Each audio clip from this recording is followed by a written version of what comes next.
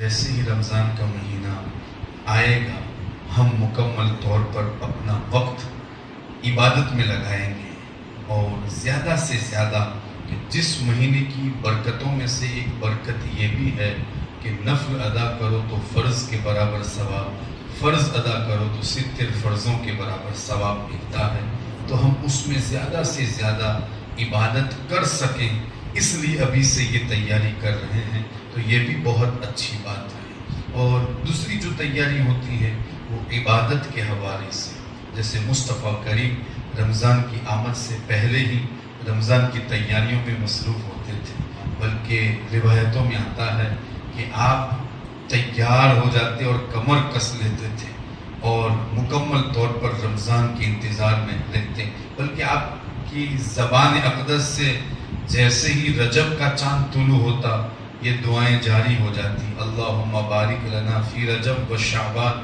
وبلغنا رمضان، رجب میں بھی برکتیں عطا فرما، شعبان میں بھی برکتیں عطا فرما، اور ہمیں رمضان تک پہنچا دے تاکہ ہم بہت زیادہ تیری عبادت کر سکیں۔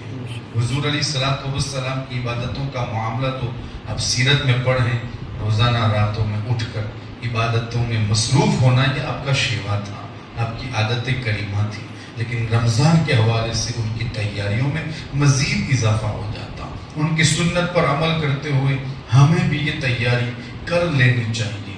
اس مبارک مہینے میں بندہ مومن 3 طرح کی عبادتیں بہت زیادہ ادا کرتا ہے، ذکر و اذکار بھی ادا کرتا ہے، لیکن ایک ہے روزہ، ایک ہے تراویح اور ایک ہے زکوٰۃ۔ رمضان کی آمد سے پہلے عبادت کی جو تیاری ہے، ان تیاری میں ایک تیاری یہ بھی ہے کہ ہمیں آنے سے پہلے ہی، یعنی رمضان کی آمد سے پہلے ہی روزہ، تراویح اور زکوٰۃ کے مسائل سے واقف ہو جانا چاہیے کہ رمضان کے روزے کس پر فرض ہیں، کس پر فرض نہیں، کون چھوڑ سکتا ہے، کون نہیں چھوڑ سکتا، کس سے فاسد ہو جاتا ہے، کس سے فاسد نہیں ہوتا، کس سے مکروہ ہوتا ہے، کس سے مکروہ نہیں ہوتا، کب ٹوٹتا ہے، کب نہیں ٹوٹتا۔ کبھی کبھی ایسا ہوتا ہے علم نہ ہونے کی وجہ سے کہ وہ بہت ساری ایسی باتیں کر لینے کے باوجود وہ روزے دار ہوتا ہے، لیکن چونکہ علم نہیں ہوتا اس کے پاس اور وہ اس سے واقفیت نہیں رکھتا تو وہ خود بخود روزہ توڑ دیتا ہے۔ مثلا قے کا مسئلہ، الٹی، ہمارا معاملہ تو یہ ہے کہ اب کے آئے تب بھی روزہ توڑ دیتے اور دوسرے دن نہیں رکھتے، یہ ہمارا مسئلہ ہے۔ حالانکہ قے کا مسئلہ یہ ہے کہ اگر کوئی شخص جان بوجھ کر انگلی ڈال کر اگر کوئی قے کرتا ہے تو اس کا روزہ ٹوٹتا ہے، اگر اپنی طرف سے الٹی ہوتی ہے تو اس سے روزہ نہیں ٹوٹتا۔ بہت سارے لوگ سمجھتے ہیں چونکہ الٹی ہو گئی، ظاہر سی بات ہے بھائی، آپ کا پہلا دن ہے، اس سے پہلے آپ بھوکے نہیں رہے، صبح ناشتہ کرتے تھے، دوپہر میں کھاتے تھے، شام کو کھاتے تھے، آج پہلا دن ہے، آپ کو بھوکا رہنا ہے، تو شاید ایسا معاملہ ہو سکتا ہے۔ اگر الٹی ہو جائے تو پھر آپ ہمارے لیے ضروری ہے کہ ہم کسی مفتی یا کسی عالم دین سے کانٹیکٹ کر کے ان سے پوچھیں کہ کیا ہماری ایسی سچویشن ہے، ہمارا روزہ ہے یا ہمارا روزہ ٹوٹ گیا۔ یہ تو ہم خود ہی مفتی بن جاتے ہیں، روزہ توڑ دیتے ہیں، پھر مفتی صاحب کا کانٹیکٹ کرتے ہیں، ایسا ہوا، کھا بھی لیا، اب ہمارا مسئلہ آپ بتائیں۔ تو ہمارے لیے ضروری ہے کہ روزے کے حوالے سے جو مسائل ہیں اس مہینے کی آمد سے پہلے ہی ہم عالم دین یا مفتیان کرام کا کانٹیکٹ کر کے ضروری مسائل سیکھ لینے کی کوشش کریں۔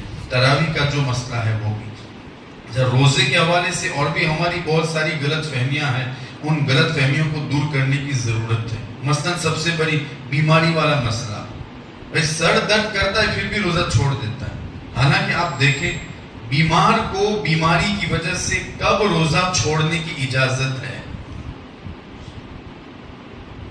روزہ کب چھوڑ سکتے ہیں اور پھر اس کے لیے حکم کیا ہے، یہ ساری باتیں ہماری کتابوں میں موجود ہیں۔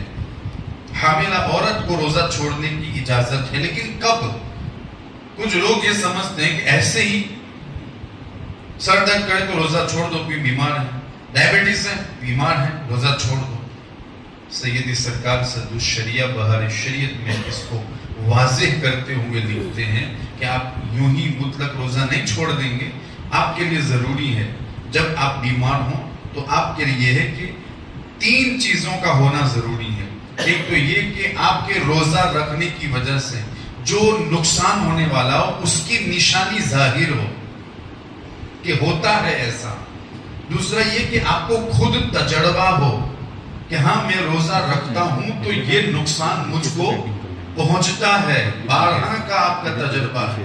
اور تیسرا یہ کہ کوئی مومن طبیب اور وہ بھی ماہر طبیب جو آپ کو بتائیں تب جا کر آپ کو اجازت ہے کہ بیماری کی وجہ سے آپ روزہ چھوڑیں. اچھا جب بیماری کی وجہ سے روزہ چھوڑتے ہیں نا تو کچھ لوگ یہ سمجھتے ہیں کہ چونکہ میں بیمار رہا اب جیسے ہی رمضان جائے گی تو فوراً فدیہ دینے کی بات کریں گے. 30 روزے کی فدیہ کتنا ہوتا ہے مولانا صاحب؟ فوراً مسئلہ ہے. کس کے لیے؟ کہ ہم چونکہ میرے اتنے روزے بیماری کی وجہ سے چھوٹ گئے. میرے بھائی اس حوالے سے مسئلہ جان لو، کسی عالم دین سے مسئلہ پوچھ لو. کیا جیسے ہی رمضان چلا جائے رمضان کا مہینہ فوراً اس کا فدیہ دے دینا ہے، یا پھر جب ہم تندرست ہو جائیں تو اس کے لیے اس کا روزہ رکھنا ضروری ہے؟ بہت سارے لوگ یہ سمجھتے ہیں. اور فدیہ دینے کی بات، کیونکہ فدیہ کیا ہے؟ بہت آسان ہے. 1 روزے کا فدیہ صدقہ فطر ہے، زیادہ سے زیادہ 7 روپیہ یا 70 روپیہ، تو یہ ان کے لیے آسان ہے. تو 30 روزوں کے 70 روپے کے حساب سے اگر آپ شمار کریں تو کتنا ہوتا ہے؟ تو لوگ اس کو آسان سمجھتے ہوئے چونکہ میں بیمار تھا روزہ چھوڑ دیا تو فدیہ دے دیں گے تو ہو جائے گا. ایسا نہیں ہے. اگر آپ بیمار ہیں اور بیماری کی وجہ سے روزہ چھوٹا ہے تو اب اس روزے کی قضا جب ہم تندرست ہو جائیں تو کرنی ضروری ہے، فدیہ نہیں دینا ہے.